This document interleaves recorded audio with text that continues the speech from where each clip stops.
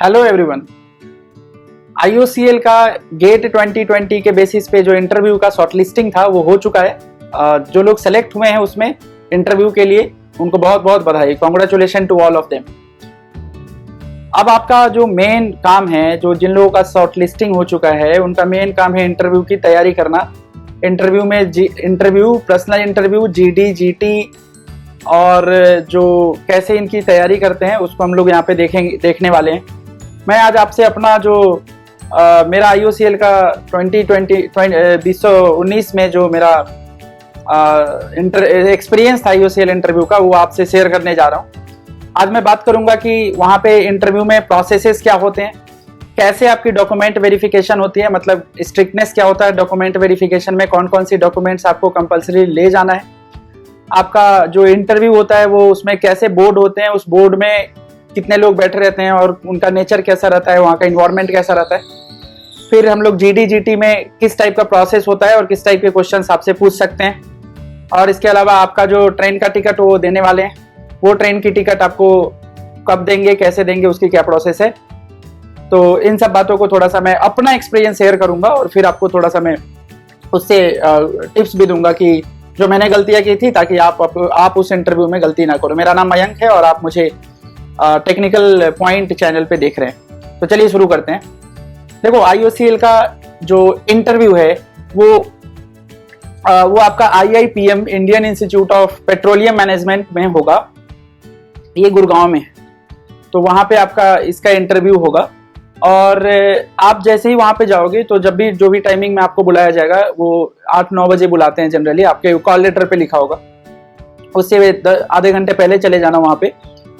और मेट्रो के पास ही है, जो नियरेस्ट मेट्रो वहाँ पे लिखा रहेगा उसके पास में ही है। तो या तो आप वॉकिंग डिस्टेंस भी कर सकते हो उस मेट्रो से, अदरवाइज आप रिक्शा से भी जा सकते हो। तो रिक्शा से, जो ई रिक्शा होते हैं या ओला वगैरह की जो बाइक चलती है, उससे भी आप जा सकते हो। वहाँ पे जाने के बाद गेट पे आपको एक आई कार्ड मिल जाएगा इंडियन ऑयल का। आपका आई कार्ड पहले से बना रहेगा, उसमें आपका फोटो चिपका रहेगा, आपका रोल नंबर लिखा रहेगा और इंडियन ऑयल का एक लोगो रहेगा लिखा हुआ और उस पर ग्रुप का नाम लिखा रहेगा। बेसिकली बहुत सारे बच्चों का इंटरव्यू एक दिन होता है, तो वो लोग क्या करते हैं, ग्रुप में डिवाइड कर देते हैं। हमारे टाइम पे 3 ग्रुप बना रहे थे वो, group A, group B, group सी।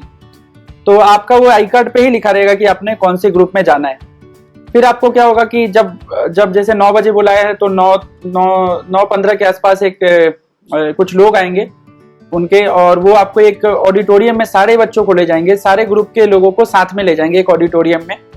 वहां पे ले जाके आपको एक पीपीटी दिखाया जाएगा। बेसिकली वो प्रेजेंटेशन है इंडियन ऑयल का, इंडियन ऑयल के बारे में बताया जाएगा। मेरे ख्याल से वो आपको पहले भी पढ़ के जाना है, बट वहां पे भी वो अपने हिसाब से कुछ बता देते हैं इंडियन ऑयल क्या करता है, इंडियन ऑयल में कौन कौन से डिविजन्स हैं, marketing division, pipeline division, refinery, इस टाइप के बहुत सारे जो बेसिक एक आइडिया होता है इंडियन ऑयल के बारे में वो आपको दे देंगे। उसका बिजनेस कैसे होता है, इस टाइप से जो भी आइडिया वो आपको दे दिया जाएगा प्रेजेंटेशन में।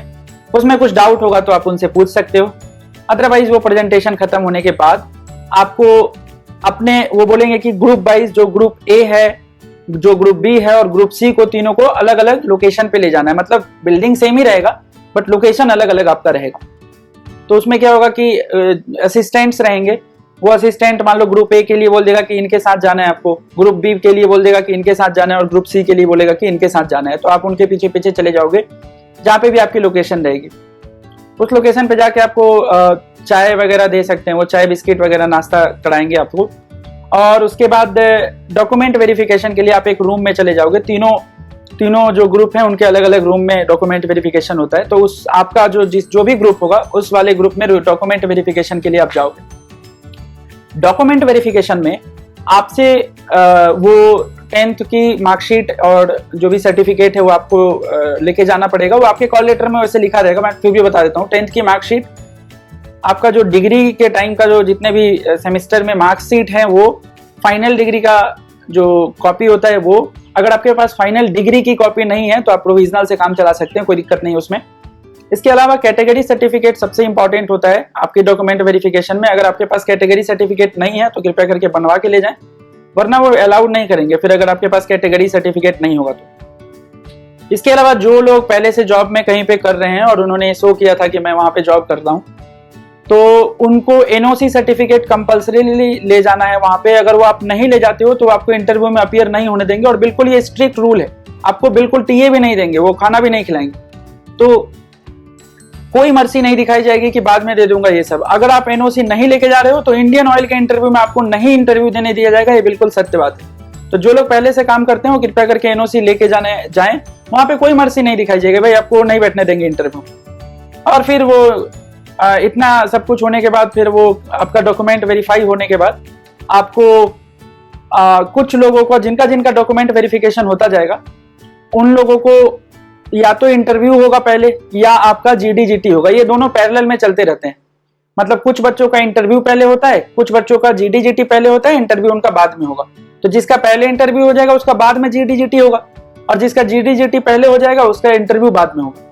तो इस टाइप का सीन है, पैरेलल में चलते रहता है। तो जो मान लो पहला बच्चा है, मान लो उसको इंटरव्यू के लिए भेज दिया, बोला कि वेटिंग हॉल में बैठी है इंटरव्यू के लिए। जो दूसरा बच्चा है उसको हो सकता है उन्होंने जीडीजीटी के लिए बोल दिया कि भाई जीडीजीटी के लिए एक ग्रुप, एक पर्टिकुलर नंबर ऑफ ग्रुप, मान लो 5-6 लड़के अगर तैयार हो गए, बहुत सारे डॉक्यूमेंट वेरिफिकेशन हो गया, तो उसमें 6-7 बच्चों को बोल दिया जाएगा कि भाई तुम अब जीडीजीटी के लिए जाओगे। तो पहले उनका जीडीजीटी हो जाएगा, और कुछ लोगों का इंटरव्यू भी पहले हो सकता है। तो ऐसा कुछ वहां पे पैरेलल में दोनों चलते रहते हैं, ऐसा सीन बनता है। जो इंटरव्यू है वो आपका बेसिकली इंटरव्यू का जो बोर्ड होगा, मेरा इंटरव्यू पहले हुआ था, जीडीजीटी बाद में हुआ था। तो आईयूसीएल के इंटरव्यू में जो पैनल होते हैं वो 3 पैनल होते हैं उस इंटरव्यू बोर्ड में।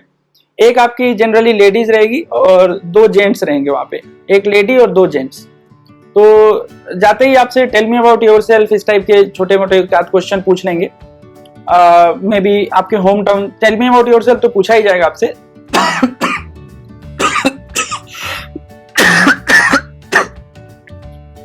टेल मी अबाउट योरसेल्फ का क्वेश्चन आपसे पूछा ही जाएगा। इसके अलावा वो आपके होम टाउन से रिलेटेड क्वेश्चन पूछ सकते हैं, या आपके जो कॉलेज है वो उससे रिलेटेड कुछ एक आध छोटे मोटे क्वेश्चन आपसे पूछा जा सकता है। बहुत ही सपोर्टिव बोर्ड होगा, बहुत ज्यादा सपोर्ट करेंगे आपको फील नहीं होने देंगे कि वो बड़े लोग हैं या आप इंटरव्यू चैम्बर में बैठे हुए हो। सपोर्ट करेंगे आपको, बहुत इजी इन्वायरमेंट में आपका इंटरव्यू लिया जाएगा। अगर आप अनईजी रहते हो तो आपको पहले इजी करेंगे, कुछ हल्के फुल्के सवाल करके। तो ये छोटे मोटे एचआर के क्वेश्चन आपसे इंट्रोडक्शन से रिलेटेड आपसे कुछ क्वेश्चन पूछ लेंगे, हॉबीज वगैरह से रिलेटेड, वो आप तैयार करके जाना। इसके बाद वो टेक्निकल के क्वेश्चंस पूछेंगे, जो 2 और मेंबर रहेंगे वो आपसे टेक्निकल के क्वेश्चन पूछेंगे। और टेक्निकल के क्वेश्चन में 7-8 मिनट वो पूछेंगे आपसे, मतलब कुल मिला के 10-15 मिनट का आपका इंटरव्यू चलेगा, और उसमें 7-8 मिनट टेक्निकल के क्वेश्चन और 4-5 मिनट आपके एचआर के क्वेश्चन साथ में ही वो पूछ लेंगे। तो टेक्निकल के क्वेश्चन में जैसे मटेरियल की प्रॉपर्टी से बहुत सारे लोगों से क्वेश्चन पूछा गया था पिछले साल, कि टफनेस क्या होता है, रेजिलियंस क्या होता है, मैलिएबिलिटी, डक्टिलिटी, हार्डनेस क्या होता है, इनकी टेस्टिंग कैसे करते हैं, ये भी आपसे क्वेश्चन पूछा जा सकता है। मतलब हार्डनेस की टेस्टिंग कैसे करते हो, या आप टफनेस की टेस्टिंग कैसे करते हो, या आप डक्टिलिटी को टेस्ट करना है कि कौन मटेरियल टेस्ट ज्यादा है। तो ये सब क्वेश्चन आपसे पूछा जा सकता है। मेरे से ये सब क्वेश्चन पूछे गए थे, और बहुत सारे लोग ऐसे थे जिनसे ये क्वेश्चन पूछे गए थे। तो आप मटेरियल की प्रॉपर्टी अच्छे से पढ़ के जाओ। इसके अलावा स्ट्रेंथ ऑफ मटेरियल में स्ट्रेस स्ट्रेन, थर्मल स्ट्रेसेस से रिलेटेड क्वेश्चन खूब सारे पूछे गए थे। बेसिक क्वेश्चन आपसे पूछे जाएंगे। इसके अलावा आपसे टाइप्स ऑफ फ्लूइड, बोयांसी क्या होता है, आर्किमेड प्रिंसिपल क्या होते हैं, पंप्स के क्लासिफिकेशन पूछ लेंगे कि कितने टाइप्स के पंप्स होते हैं, उनका एप्लीकेशन कहाँ करते हैं, टरबाइन कितने टाइप के होते हैं, उनका एप्लीकेशन कहाँ पे करते हैं। तो ये कुछ बेसिक जो चीजें हैं वो आपसे चीजें पूछी जाएंगी, बट आपको अच्छे से कूल होके, इजी होके आपको वहां पे जवाब देना है। आपको नर्वस नहीं होना, और नर्वस होने भी नहीं देंगे, बहुत ही चिल मामला रहता है, बहुत अच्छा लगेगा आपको इंटरव्यू देने के बाद।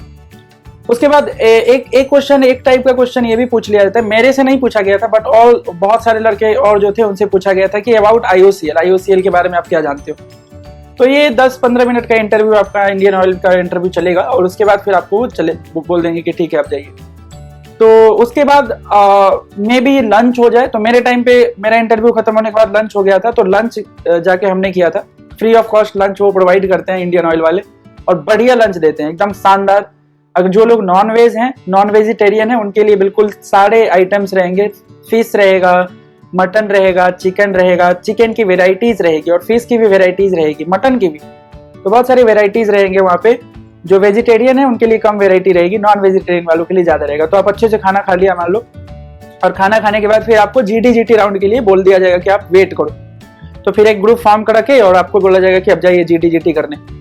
तो GT में क्या होता है कि GD की बात करें तो एक बेसिक सा टॉपिक आपको दे दिया जाएगा GD में, और इस टॉपिक को सेलेक्ट करना पड़ेगा आपको। मतलब 2 टॉपिक दे दिया तो उसमें से आपको एक सेलेक्ट करना पड़ेगा। आपको अपने ग्रुप में ही आपको पूछा जाएगा, मतलब वो बोलेंगे कि आप सेलेक्ट करो, तो आप अपने ग्रुप वालों को कन्विंस करो कि भाई ये टॉपिक लेना चाहिए। तो जनरली वो क्या करते हैं, एक इजी टॉपिक देते हैं, एक टफ टॉपिक देते हैं, तो सब लोग इजी वाला ही लेते हैं ऑब्वियसली। तो उसमें टॉपिक इस टाइप से रहेगा कि करेंट जो अभी न्यू एजुकेशन पॉलिसी आया है इस टाइप के, या पॉल्यूशन को कम करना है तो क्या करें, या कुछ इस टाइप के जो करेंट से रिलेटेड है ना, करेंट से रिलेटेड है। जैसे कोरोना है तो कोरोना की प्रिवेंशन के लिए जो सरकार ने मतलब क्या क्या कदम उठाने जाने चाहिए, तो इस टाइप के आपको टॉपिक एक दे दिया जाएगा, बहुत इजी टॉपिक, और उस पर आपको डिस्कस करना है। तो ये GD का राउंड होता है। ये 7-8 मिनट का चलेगा। वो ऐसा रखते हैं कि सबको एक बार कम से कम मौका मिल जाए बोलने का। उसमें बोलना जरूर, हिंदी में बोल सकते हो, इंग्लिश में बोल सकते हो, कोई दिक्कत नहीं। वो अच्छे से समझा देंगे आपको कि इंग्लिश हिंदी में बोल सकते हो, वो बोलेंगे कि हिंदी में भी बोल सकते हो। तो जो लोग हिंदी वाले हैं वो हिंदी में ही बोले, कोई दिक्कत नहीं है। और ये GD में पार्टिसिपेट जरूर करिएगा, आप कुछ बोलिएगा जरूर, नहीं बोलिएगा तो सिलेक्शन होने के चांसेस डिफिकल्ट। इसके बाद आपका GT राउंड होगा। GT राउंड में वही होगा, मतलब वहीं पे बैठे रहोगे, पहले GD हो जाएगा, उसके बाद 1-2 मिनट का गैप होगा, फिर वो बोलेंगे कि GT अब करते हैं। तो GT में भी एक टॉपिक दे दिया जाएगा। जैसे हम लोगों के जो ग्रुप थी उसको GT का टॉपिक दिया गया था कि what measures are to be taken to prevent drug addiction. तो ड्रग एडिक्शन जो है उसको कौन कौन से मेजर अपनाने चाहिए ताकि इसको प्रिवेंट किया जा सके। तो उसमें आपको ग्रुप में मिलके डिसाइड करना है कि पहला मेजर क्या होना चाहिए, दूसरा मेजर क्या होना चाहिए, अपने से खुद से। तो वो एक ग्रुप में डिसाइड होगा, और लास्ट में कोई एक उनको वो बोलेंगे कि कोई एक ऐसा है जो कंक्लूड कर दे कि कौन कौन से पॉइंट आपने बोले हैं। तो लास्ट में कोई लड़का उसमें से कंक्लूड कर देगा, जो थोड़ा सा एक्टिव वहां पे रहेगा, वो कंक्लूड कर देगा। तो इस टाइप से लड़ना मत उनसे कि मैं ही कंक्लूड करूंगा, कोई और कर रहा है तो करने देना, कोई समस्या नहीं है, उसमें कोई ज्यादा दिक्कत की बात नहीं। आप अगर कंक्लूड करते हो बहुत अच्छी बात है, अगर अच्छे से कर पा रहे हो कंक्लूड तो अच्छी बात है। अदरवाइज लड़ने की जरूरत नहीं है कि भाई यार वो कर रहा है मैं भी करूंगा, तो इस टाइप से लड़ने की जरूरत नहीं है। आप बस 2-4 पॉइंट अपना बोल देना, काम हो जाएगा आपका। मार्क्स आपके 5 नंबर का ये होता है, GD और GT दोनों मिला के 5 नंबर का होगा, और इंटरव्यू आपका 10 नंबर का होगा, और 85 मार्क्स जो होगा वो आपका गेट का रैंक का वेटेज होगा। तो जिन लोगों की गेट रैंक अच्छी है वो लोग कृपया करके क्या करें कि GT थोड़ा सा सीरियसली नहीं मिलेंगे तो चल जाएगा। बट जिन लोगों की रैंक खराब है, मान लो अभी 142 सीट है ना जनरल में, 142 सीट है इंडियन ऑयल में जनरल की, तो ये मान के चलो 100 रैंक से लेके और जो 300 रैंक तक के बच्चे हैं ना, 100 से लेके 300 रैंक तक के बच्चे, उनमें से किसी का भी सिलेक्शन हो सकता है।